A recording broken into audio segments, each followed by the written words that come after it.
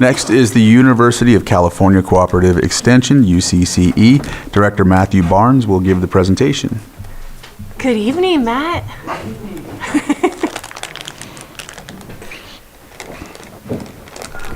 Good evening, board. Thank you for having me.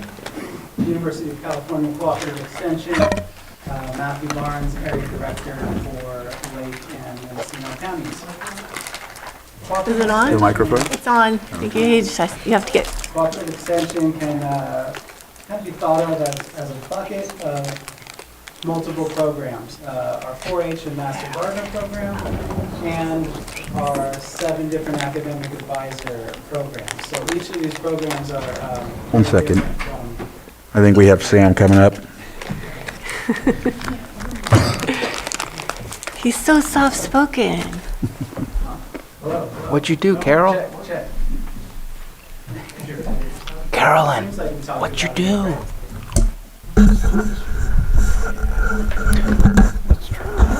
Let's see. There's. It got tired. It's been a long day. Is that better? Oh yeah, I can hear myself now. Okay, so as I was saying, cooperative extension can be looked at as a bucket of programs, if you will. Our 4-H and Master Gardener programs, and also our 7 different academic advisor programs. And each of these are very different in nature, from structure to university support. So what we're going to do today is look at the accomplishments and future points of emphasis program by program, and then take a look at some common metrics. So we will start with the heart, and the heart of our programs are youth development and 4-H. Jean Gollard, our community education specialist, is the link between our state programs and the 9 local clubs serving 139 youth. This past year, they had activities all over the map, ranging from animal science and archery to leadership and robotics. Coming up, Jean has some pretty ambitious goals to double that enrollment within the next year or two, with a focus on our teen population. It is kind of a stigma that 4-H is for the younger adolescents, but we're going to be adding in some different teen programs. So hopefully that will be good. And there's also the annual camp, which is a big event for 4-H. So enrollment is open now for youth age 6 through teen, and we also need volunteers for the camp. Note that poultry activities are currently suspended from the state level due to H1N1. So hopefully that gets better all around.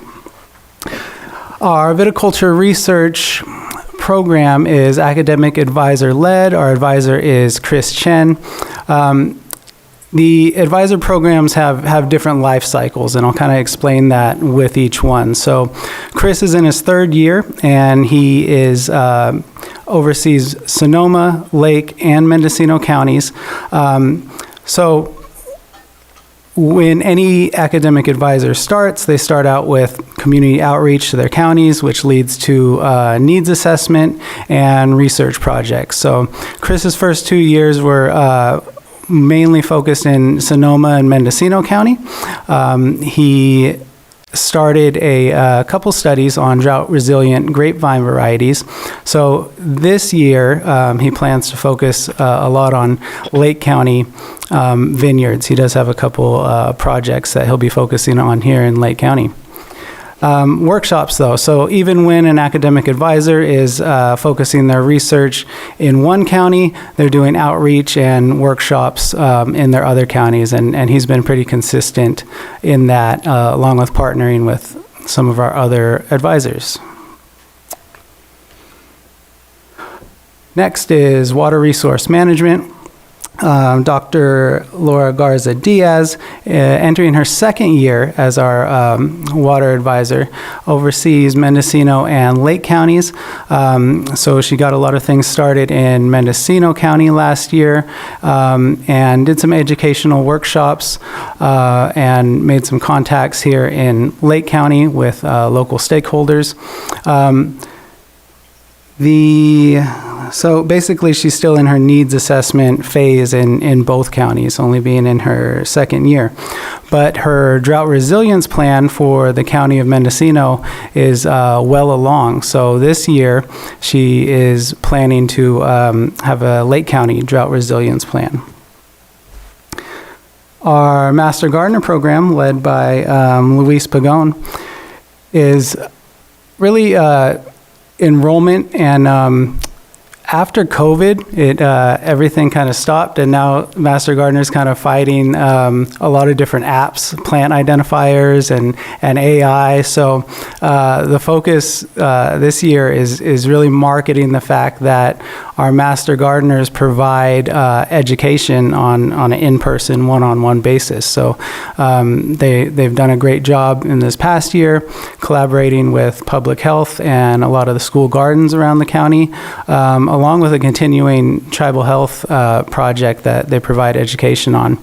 And of course, they have Right Plant, Right Place since 2022 on KPFZ 88.1, and that is on Tuesdays at 10 a.m. if you want to take a listen there. So our annual certification class, anyone can be certified to be a Master Gardener, and then you kind of do your own projects in your area. So she has 8 signed up for this one coming up next month, and that's a very good number for the annual certification class.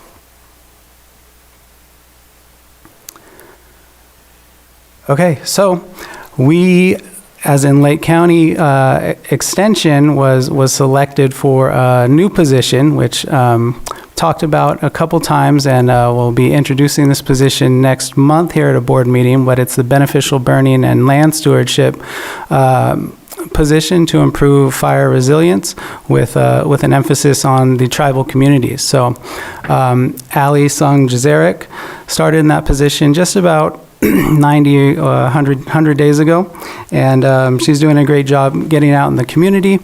Her and Dr. Garza, our water resources advisor, were just approved for a Indigenous climate change internship.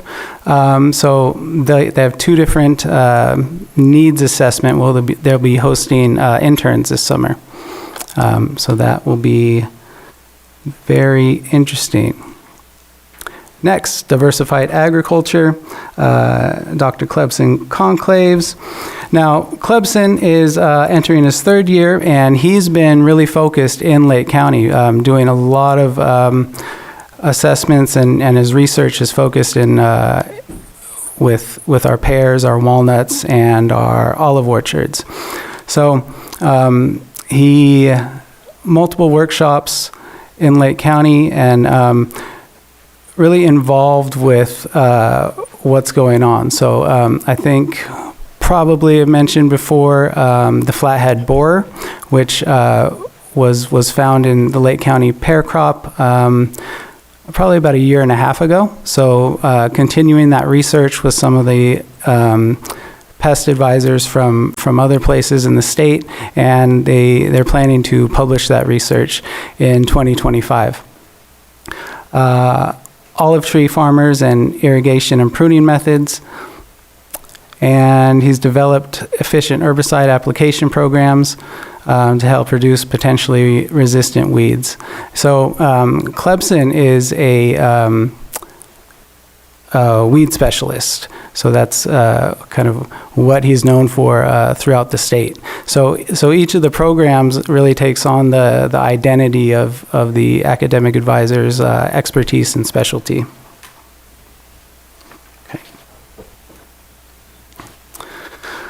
Okay, so led by Dr. Michael Jones, he is our senior most advisor since 2017, is our forestry health program.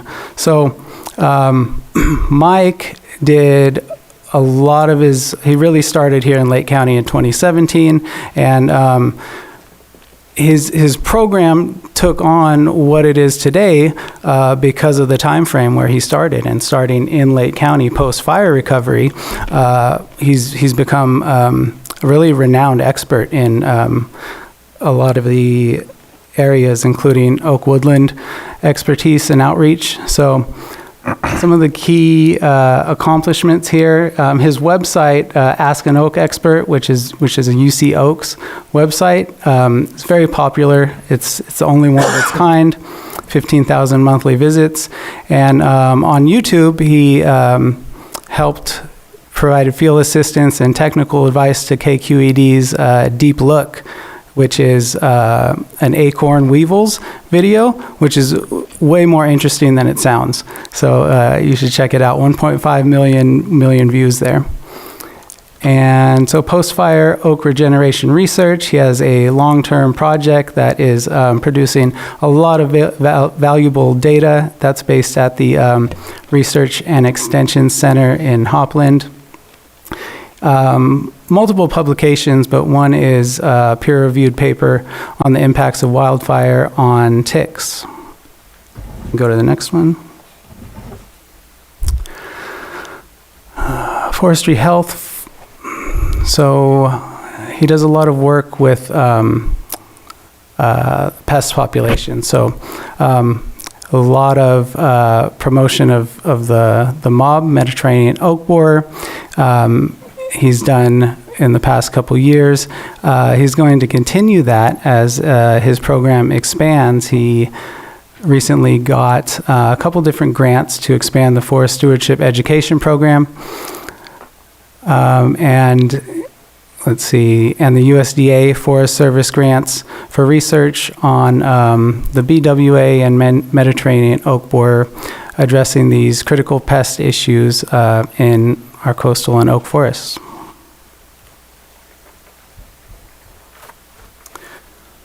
A bit more on diversified agriculture.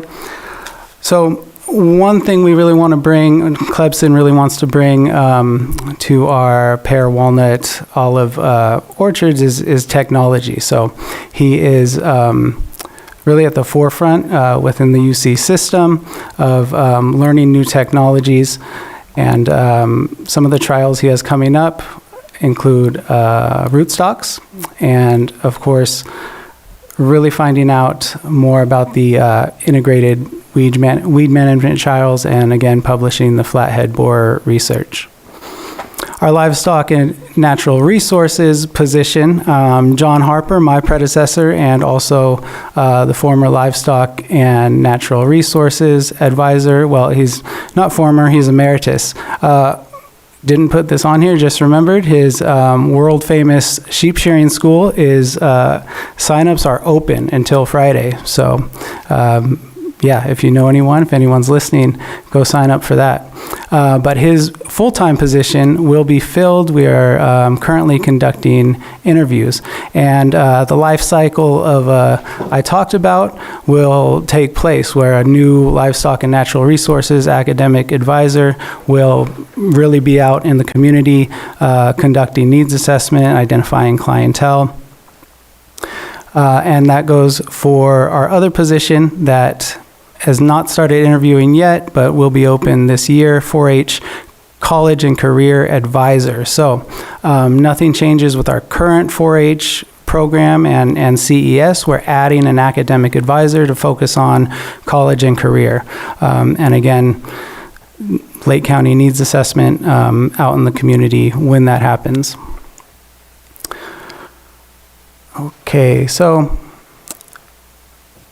we're really targeting in each of the programs with each of the academic advisors, outreach to engage the underrepresented communities in all their counties, especially Lake County, and strengthening partnerships with tribal nations. With that, really that's triggered by the beneficial burning position, who of course is kind of mandated with that, but it's taken all the other academic advisors as well as 4-H and Master Gardener to kind of open that door and see how collaboration can happen. Go to the next one. Okay, so data points and metrics. The UC system, the metrics aren't divided by county, right? So My goal for 2025 is to do a better job in isolating Lake County. So really, most of these are statistics and data for the entire area of our academic advisors. So workshops in sustainable vineyard management, 20, forestry steward field days, 10, over or 1,500 unique attendees, and that's a 75 average per workshop. Over 2 million secured by our academic advisors. So their programs are partially funded by UC, but what they do is use that research to secure different funding sources to build their programs. Publications, peer-reviewed articles are 10, extension bulletins 15, online toolkits for growers 5.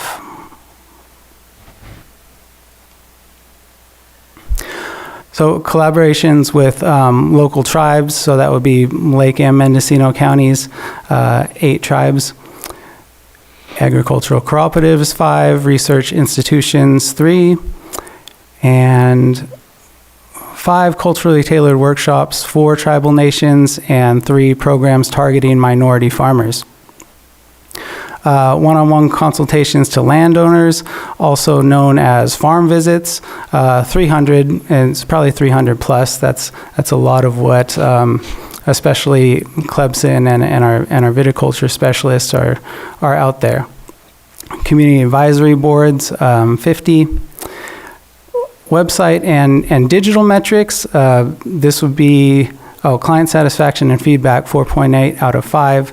I expect our website traffic and digital engagement is going to rise in the next year. There's a lot of different support from the UC on that, but 50,000 website visits, resource downloads 10,000, and 5,000 social media interactions. And with I'm open Supervisor to Owen? any questions. I think you had your pen up first. Go ahead. No, you were first. No, I Left it up accidentally. Oh, It's an old pen. right. Supervisor Peisk and then Supervisor Scott. Well, first, I appreciate that you're going to be pulling out the county by county data. I think that's important. I do want to say, though, that Mike Jones did our virtual town hall last spring, I think, on Mediterranean oak borer. Yeah. So make sure that's in your data. And then hopefully he will be back next month, be a part of our presentation, which you guys all get to find out about that amazing news, which he brought to us a while ago. And every time we talk about this, I just want to say how critical his research is for a lot of the projects that I've been working on in forest health and bringing the prescribed burning in. So I'm super glad we have that new program. But one thing that we had talked about earlier in the end of the last year was having more routine updates from these different advisors so that we can all know what's going on. And I think that's really important now that we've got new supervisors here to also learn what those programs are and who those advisors are and how they can access their expertise. Absolutely. Thanks for the comments, and thanks for adding that in for Mike Jones. It was a challenge figuring out because he's doing so much, right? Mm-hmm. So thanks for adding that in. And have been working with the admin and staff team. So I think we're looking at quarterly updates, the first of one in February. So what I'll do is bring a different academic advisor or program, and we'll provide a short presentation. Supervisor Spotty. Thank you for the presentation. One question, I guess, two comments. One is, I like the idea of separating it out between Lake County and Mendo, as my colleague just stated, but I would still like to see the data of Mendo just to try to compare and contrast as Right. to, are we getting a fair share of your work and your team here in Lake County, so that way it's not just isolated on its own, but the separation would be appreciated. The peer review articles, I don't believe that your team reaches out to us to let us know when a peer review article comes out. Is that possible communication that can occur so that we know firsthand right away when something does come out, where, especially if the research is something that's relevant to what's going on in our districts? Absolutely. Those are both great ideas. And yeah, we can definitely do that. Along with more public relations. That we have a lot of things that can be put out to the public, including peer-reviewed articles for sure. And let's see. The idea of comparing and contrasting between counties, yeah, that's a great idea. But also, what we'll do is look at it from a state level as well. So, Thank you. yeah. All right, so we'll open it up for the public. If there's anyone that would like to comment on this, whether it be in Zoom or in the chambers, you can unmute and state your name for the record, and we'll give you 3 minutes. Hello, this is Margot Kambara. I have a couple questions. The first is, if the board chose to make it a priority to have an emphasis on local food production, does UC Cooperative Extension have resources to help develop models and the research to have local food production in our area so that it provides livable wages for those engaged in that activity? Thank you. Well, cooperative extension's role in something like that would really be playing off of the community, the farmers, and what their goals are, right? So as an educational institution, that's what we do. So yeah, if there needed to be further research or studies or just collaboration with other programs in different counties or states, yeah, we'd definitely be part of that. Is there anyone else from the public?